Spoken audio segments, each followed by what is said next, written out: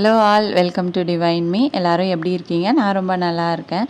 எல்லாருமே ரொம்ப சூப்பராக ஹாப்பியாக இருக்கணும் அப்படின்னு சொல்லிட்டு கண்டிப்பாக கடவுள்கிட்ட நானும் வேண்டிக்கிறேன். இந்த கார்டன் கிளீனிங் வீடியோ ஷார்ட்ஸில் ஆல்ரெடி பார்த்துருப்பீங்க அப்படின்னு நினைக்கிறேன். அதோட டீட்டெயிலான வீடியோ தான் இது. இதை நம்ம க்ளீன் பண்ணிக்கிட்டே நம்மளோட ஃபஸ்ட்டு யூடியூப் இன்கம் பற்றி பார்க்கலாம். கண்டிப்பாக வீடியோவை ஸ்கிப் பண்ணாமல் பாருங்கள், உங்களுக்கு யூஸ்ஃபுல்லாக இருக்கும். நிறைய பேர் நம்மளோட யூடியூப் சேனலில் மணி வந்துருச்சா அப்படின்னு சொல்லி கேட்டுகிட்டே இருந்தீங்க. எஸ், நம்ம ஃபைனலாக யூடியூப்ல இருந்து ஃபஸ்ட்டு இன்கம்மை எடுத்தாச்சு. இதை ஏடிஎம்மில் நான் மணி எடுக்கும்போது அவ்வளோ ஹாப்பியாக இருந்தது எனக்கு.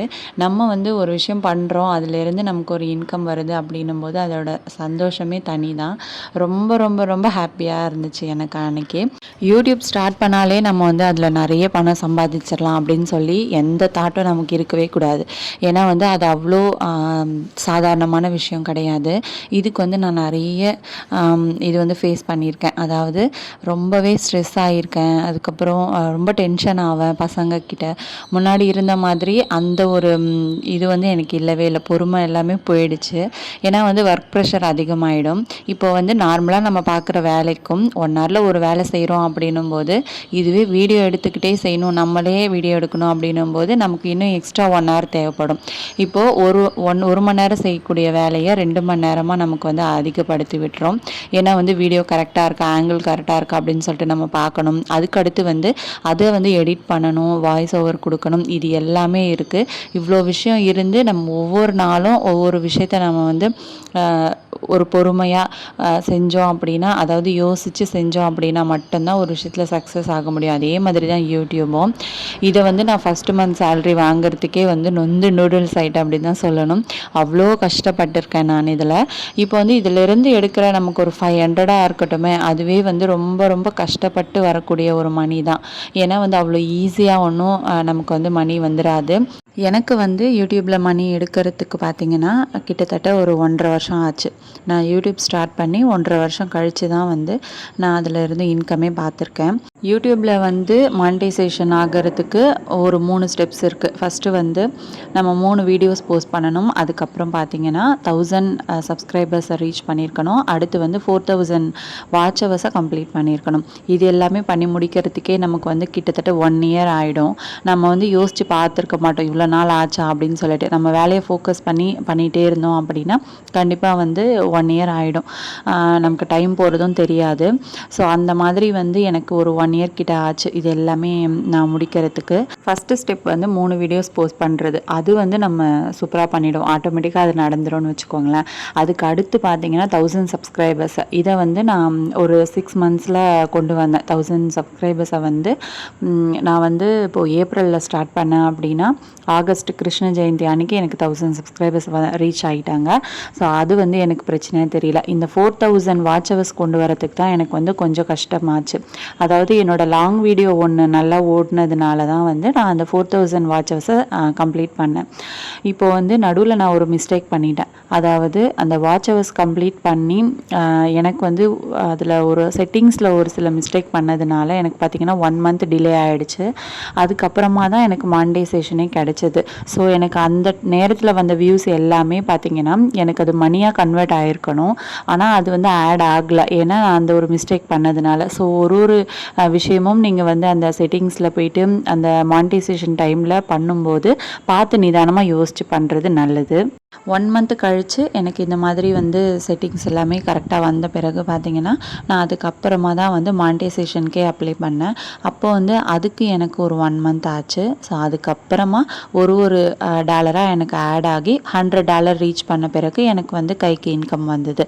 $100 கூட ஒரு $5 எக்ஸ்ட்ரா என்னோட ஃபஸ்ட்டு இன்கம் வந்துச்சு. டோட்டலாக $105 நான் ஃபஸ்ட்டு மந்த் இன்கமாக எடுத்திருக்கேன். என்னோடய லைஃப்பில் ஃபஸ்ட்டு சேலரி அப்படின்னா அது இதுதான் நான் சொல்லுவேன். ரொம்ப அதாவது என்னோடய உழைப்பில் நான் இதை ரீச் பண்ணியிருக்கேன் அப்படின்னும் போது எனக்கு ரொம்பவே ஹாப்பியாக இருந்துச்சு. நான் படித்து முடித்ததும் எந்த ஒரு வேலைக்கும் போகவே இல்லை. அப்படியே கல்யாணம் ஆகிடுச்சு. ஸோ வீட்டோட இருந்துட்டேன். அதோடு பார்த்திங்கன்னா நான் எந்த ஒரு ஒர்க் பண்ணாததுனால எனக்கு எந்த ஒரு இன்கமும் கிடையாது. ஸோ இதுதான் ஃபஸ்ட் டைம் நான் வாங்கின சேலரி. பேசிக்காக வந்து எனக்கு எந்த ஒரு எய்மும் கிடையாது. நான் நிறைய வீடியோஸில் சொல்லியிருப்பேன். ஆனால் வந்து ஏதோ ஒரு விஷயம் பண்ணணும் அப்படின்னு சொல்லிட்டு பசங்க 2 பேருமே ஸ்கூலுக்கு போன பிறகு எனக்கு தோணுச்சு. அதனால தான் வந்து நம்ம ஃப்ரீ டைமில் ஏதாச்சும் பண்ணுவோன்னு யூடியூப்பை ஸ்டார்ட் பண்ணி இதை நான் பல வீடியோஸில் சொல்லியிருப்பேன். ஸோ என்னாலேயே வந்து இந்த மாதிரி ஒரு விஷயம் பண்ணி அதில் இன்கம் பார்க்க முடியுது அப்படின்னா கண்டிப்பாக இன்ட்ரெஸ்ட் இருக்கிற நீங்கள் வந்து கண்டிப்பாக வந்து இந்த மாதிரி ட்ரை பண்ணி பாருங்கள். யூடியூப் வந்து நல்ல ஒரு பிளாட்ஃபார்ம் தான். பட் நமக்கு சப்போர்ட் பண்ணுறதுக்கு ஆளுங்க வந்து பின்னாடி இருக்கணும். அப்படி இல்லைன்னா நமக்கு செட் ஆகாது. நம்ம ஹஸ்பண்ட் வந்து நமக்கு சப்போர்ட் பண்ணால் மட்டும்தான் நம்மளால் வந்து இதில் ஏதாச்சும் ஒன்று பண்ண முடியும். ஏன்னா வந்து ஏதாவது ஒரு விஷயம் நம்ம செய்கிறோம் அப்படின்னும்போது ஃபேமிலியில் இருக்கிறவங்க சப்போர்ட்டு ரொம்ப ரொம்ப முக்கியமான ஒன்று. அதுவும் மேரேஜ் ஆகிடுச்சு அப்படின்னா ஹஸ்பண்ட் சப்போர்ட் வந்து முக்கியமாக தேவை. இப்போ வந்து பார்த்தீங்கன்னா ஃபஸ்ட்டு மந்த் சேலரி வந்துருச்சு. அதுக்கப்புறம் செகண்ட் சேலரி வந்து உடனே நெக்ஸ்ட் மந்த்தே வாங்கிட்டீங்களா அப்படின்னு சொல்லி கேட்டால் இல்லை. எனக்கு வந்து மானிட்டைசேஷனுக்கு முன்னாடி ஒரு எஃபர்ட் போட்டேன் இல்லையா, அந்த எஃபர்ட் அதுக்கப்புறம் இல்லை அப்படின்னு தான் தோணுது. நான் வந்து என்னென்னா அதுலேயே ஃபுல் ஃபோக்கஸ்டாக இறங்கியிருந்தேன். மானிட்டைசேஷன் ஆயிரணும், நம்ம எப்படியாச்சும் அதில் ஏதாவது ஒன்று பண்ணணும் அப்படின்னு சொல்லிட்டு ஃபஸ்ட் இன்கம் பார்த்த பிறகு பார்த்திங்கன்னா அப்படியே டல் ஆகிடுச்சின்னு தான் சொல்லணும் சேனலே. ஏன்னா வந்து சுத்தமாக டைம் கிடைக்கல. அது மட்டும் இல்லாமல் வெளியில் போகிறது, ஊருக்கு போகிறது, அந்த மாதிரி நிறைய விஷயம் நடந்ததுனால எனக்கு கொஞ்சம் வந்து கம்மியாயிடுச்சு வியூஸே. அதனால் வந்து நீங்கள் ஃபஸ்ட் மந்த் சேலரி வாங்கிட்டீங்க அப்படின்னா திருப்பி கண்டினியூஸாக நீங்கள் உங்களோட வேலையை பண்ணிகிட்டே இருந்தீங்கன்னா கண்டிப்பாக வந்து ஃபாஸ்ட்டாக உங்களோட அடுத்த சேலரி வந்து உங்களுக்கு வந்துடும். அதாவது அந்த $100 நீங்கள் வந்து ரொம்ப ஈஸியாக ரீச் பண்ணிடலாம். இப்போது வந்து ஷார்ட்ஸு விட லாங் வீடியோஸ் போஸ்ட் பண்ணிங்க அப்படின்னா நல்ல ஒரு வியூஸ் வந்து உங்களுக்கு கிடைக்கும். அதாவது இப்போது ஷார்ட்ஸில் 1 lakh வியூஸ் போகிறதும் இதில் வந்து 1000 3000 வியூஸ் போகிறதும் ஒன்று தான். ஏன்னா வந்து மணி பார்த்திங்க அப்படின்னா லாங் வீடியோவுக்கு தான் அதிகமாக வரும். அதனால் முடிஞ்ச அளவுக்கு லாங் வீடியோஸில் நல்ல கண்டென்ட்டாக நீங்கள் வந்து புஷ் பண்ணிங்க அப்படின்னா கண்டிப்பாக உங்களுக்கு அதில் வந்து நல்ல ஒரு இன்கம் எடுக்கலாம். இப்போ வந்து ஃபஸ்ட் டைம் சேலரி எடுத்துட்டோம் அப்படின்னா திருப்பி வந்து நமக்கு டாலர்ஸ் வந்து 0லேருந்து ஆட் ஆக ஆரம்பிக்கும். அப்போது வந்து பார்த்திங்கன்னா 1 2 அப்படின்னு சொல்லிட்டு மறுபடியும் இருந்து அந்த 100க்கு மேலே நீங்கள் எவ்வளோ எடுத்தாலும் நீங்கள் வந்து அது இன்கமாக கன்வெர்ட் ஆகும். அதாவது வெளியில் எடுக்கிறதுக்கு உங்கள் அக்கௌண்ட்டில் விழுறதுக்கு வந்து நீங்கள் $100 கண்டிப்பாக ரீச் பண்ணியிருக்கணும். இதுக்கப்புறம் நான் வந்து நிறைய இன்ட்ரெஸ்ட் எடுத்து ஒரு சில விஷயங்கள்லாம் யோசித்து நிறைய வீடியோஸ் வந்து புஷ் பண்ணணும் அப்படின்னு சொல்லி தான் யோசித்து வச்சுருக்கேன்.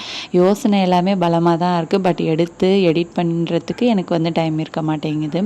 குட்டீஸை வந்து பார்த்துக்கிறதுக்கே எனக்கு டைம் கரெக்டாக இருக்கா. அதனால் வந்து கண்டினியூஸாக என்னால் வீடியோஸ் போட முடியல. வீட்டிலேயே இருந்தேன், குட்டீஸை பார்த்துக்கிட்டேன் அப்படின்னா எனக்கு அது மட்டும் தெரியல. ஆனால் இப்போ வெளியில் போக வேண்டிய வேலை, ஊருக்கு போகிறதுலாம் இருந்துச்சு அப்படின்னா அப்படியே வந்து டிலே ஆகிடுது வீடியோஸ் போடுறதுக்கு. என்னோட இந்த யூடியூப் இன்கம் பற்றி நிறைய பேர் கேட்டுகிட்டே இருந்தீங்க. ஸோ இதில் வந்து உங்களுக்கு கிளியராக இருக்கும் அப்படின்னு நினைக்கிறேன். இதுக்கப்புறம் வந்து நம்ம இந்த வீடியோவில் என்னெல்லாம் ஓடுது அதை பற்றி வந்து பார்ப்போம். நல்லா வந்து கார்டனை க்ளீன் பண்ணிவிட்டு அந்தந்த இடத்துல வந்து பார்த்திங்கன்னா சூப்பராக அந்த மண் வந்து கரெக்டாக இது பண்ணி வச்சுட்டு அதுக்கப்புறம் பார்த்திங்கன்னா கொஞ்சம் கீரை விதை, அடுத்து வந்து மிளகாய் செடி இதெல்லாமே வந்து போட்டிருந்தேன். வெண்டைக்காய், கத்திரிக்காய் இதெல்லாமே கூட தான் போட்டிருந்தேன். இந்த வீடியோ வந்து எடுத்து ரொம்ப நாள் ஆச்சா. அதில் வந்து கீரை பார்த்திங்கன்னா போட்ட பிறகு மழை வந்துருச்சு. ஸோ 10 செடி தான் அதுலேருந்து வந்துருந்துச்சு. இதுக்கப்புறமா வந்து வெந்தயக்கீரை இதெல்லாமே போட்டிருந்தேன். அது எல்லாமே அடுத்த வீடியோவில் நான் வந்து கொடுக்குறேன். பின்னாடி பக்கம் ஃபுல்லாக க்ளீனிங்கை முடிச்சுட்டு முன்னாடி வந்து தொட்டியில் கொஞ்சம் செடியெல்லாம் வைக்கலாம் அப்படின்னு சொல்லிட்டு நிறைய செடி ஒரு ₹1000 வாங்கிட்டு வந்துருந்தேன். அதை வந்து ரொம்ப அழகாக மண் எல்லாமே மிக்ஸ் பண்ணிவிட்டு அதில் கொக்கோ வீடெல்லாம் மிக்ஸ் பண்ணி அடுத்து வந்து உரமும் மிக்ஸ் பண்ணிவிட்டு அதில் நல்லா தொட்டியில் ஃபில் பண்ணி செடியை வச்சாச்சு. ரொம்ப அழகாக இருந்துச்சு. என்ட்ரன்ஸில் அதுக்கப்புறமா நிறைய வீடியோஸில் உங்களுக்கு காமிச்சிருப்பேன். எத்தனை செடி வச்சாலும் ஆனால் இந்த ஒரு சிமெண்ட் தொட்டியில் பார்த்திங்கன்னா அரளிப்பூ செடி வந்து வச்சுருக்கேன். அது வந்து எத்தனை முறை வச்சாலும் எனக்கு சுத்தமாக வந்து வளரவே மாட்டேங்குது, காஞ்சி போகுது. அதுக்கு என்ன பண்ணலாம், எப்படி, அதுக்கு ஏதாவது டிப்ஸ் இருந்தால் கண்டிப்பாக வந்து கமெண்ட் செக்ஷனில் ஷேர் பண்ணிக்கோங்க. மற்ற செடி எல்லாமே ரொம்ப அழகாக வளருது.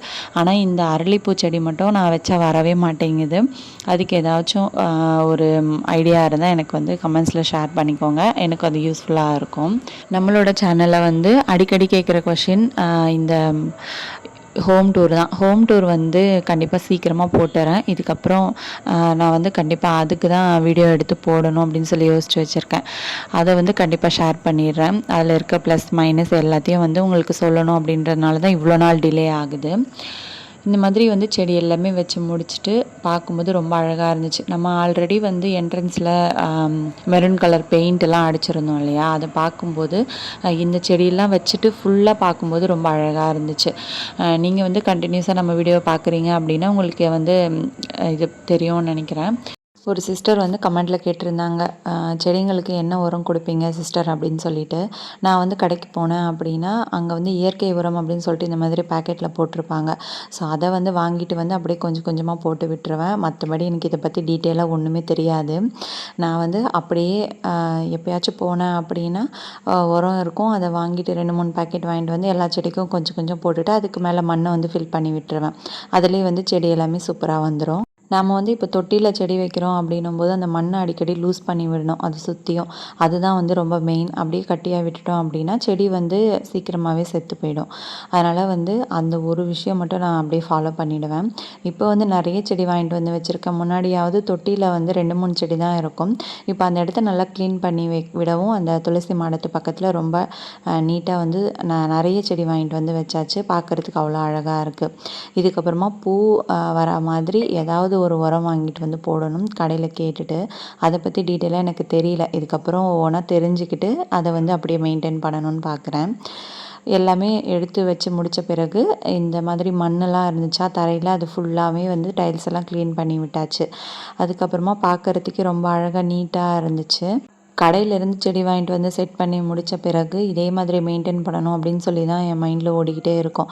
ஆனால் ஒவ்வொரு நாளும் பார்த்திங்கன்னா அப்படியே டைம் பத்தாத மாதிரியே ஓடிடுமா. அதனால் வந்து செடி நிறைய வந்து செத்து போயிடும். இந்த தடவை கொஞ்சம் எக்ஸ்ட்ராவாகவே செடி வாங்கிட்டு வந்து எல்லா தொட்டிலையும் ஃபில் பண்ணி வச்சுட்டேன். வீட்டில் வந்து நிறைய தொட்டி இருந்ததா, அதனால் செடி அதுக்கேற்ற மாதிரி வாங்கிட்டு வந்து அப்படியே வச்சாச்சு. இதுக்கப்புறமாவது கண்டினியூ பண்ணுறேன்னா அப்படின்னு சொல்லிட்டு பார்ப்போம். என்ட்ரன்ஸில் 2 பக்கமும் வச்சுருந்த மணி பிளான்ட் வந்து ரொம்ப சூப்பராக வளர்ந்துட்டு இருந்தது. அதுக்கப்புறம் கொஞ்சம் கட் பண்ணி விட்ட பிறகு பார்த்திங்கன்னா அப்படியே கம்மியாகிடுச்சு அதோட க்ரோத்து. காரணம் வந்து நிறைய தண்ணி ஊற்றலை, ப்ளஸ் வந்து மண்ணையும் ஆட் பண்ணலை. அதனால் இந்த தடவை மண்ணை ஆட் பண்ணி தண்ணி எல்லாமே ஊற்றின பிறகு ரொம்ப அழகாக வந்து வளர ஆரம்பிக்குது. இதுக்கப்புறமா அதுலேருந்து கட் பண்ணக்கூடாது அப்படின்னு சொல்லி யோசித்து வச்சுருக்கேன். நல்லா வந்து சூப்பராக வந்து இருந்துச்சு. அதுக்கப்புறமா மொத்தமாக இந்த மாதிரி தான் அரேஞ்ச் பண்ணி வச்சுருந்தேன். ஃபைனல் லுக் எப்படி இருக்குது அப்படின்னு சொல்லிட்டு மறக்காமல் கமெண்ட் செக்ஷனில் ஷேர் பண்ணிக்கோங்க. இந்த லாங் வீடியோ வந்து உங்களுக்கு யூஸ்ஃபுல்லாக இருந்துச்சா அப்படின்னு சொல்லிட்டு மறக்காமல் வந்து கமெண்ட் பண்ணிக்கோங்க. புதுசாக நம்ம சேனலை பார்க்குறீங்க அப்படின்னா கண்டிப்பாக ஒரு சப்ஸ்கிரைப் பண்ணிவிடுங்க. உங்கள் ஃப்ரெண்ட்ஸ்க்கு எல்லாேருக்கும் ஷேர் பண்ணுங்கள். நாம் வந்து நெக்ஸ்ட் ஒரு யூஸ்ஃபுல்லான வீடியோவில் பார்க்கலாம். தேங்க்யூ.